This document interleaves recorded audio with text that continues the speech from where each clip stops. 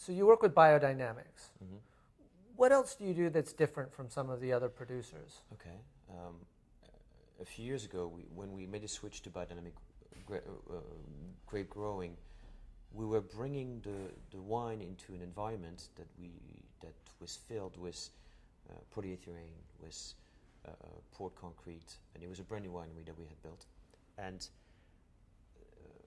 we wanted to sort of continue the journey towards the consumer, and also we feel very strongly about how that the wine should be made in the most environmentally friendly way possible. And so we took the decision to build a new winery that would respect those ethos.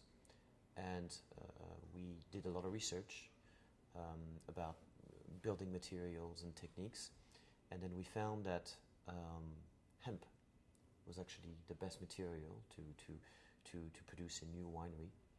And so it nearly killed us, and it took us 7 years, but we've built and we own the only building in the world that's made out of hemp. So it's cannabis straw mixed with hydraulic lime and molasses, so it's a sugar-based fixer.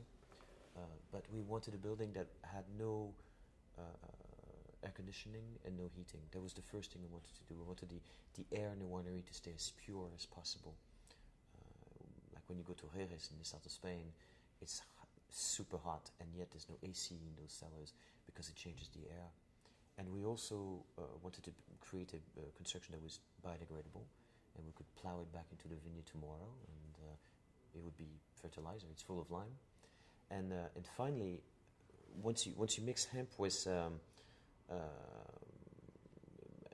lime, there's actually a carbonation effect that takes place.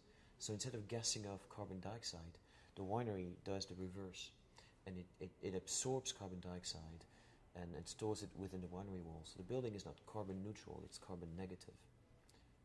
But yes, it was an epic project.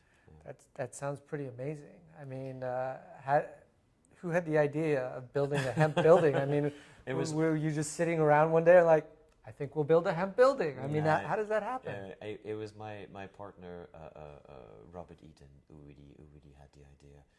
And again, we were looking at different material. We actually we visited some wineries, like I'm thinking Dominus or Telmo Rodriguez in Spain, of really innovative buildings. But there was always a problem. There was always either it led too much interaction with the outside, or it really sealed the environment. But hemp, it breathes. It's a vegetable building, and so we settled on hemp. So yeah.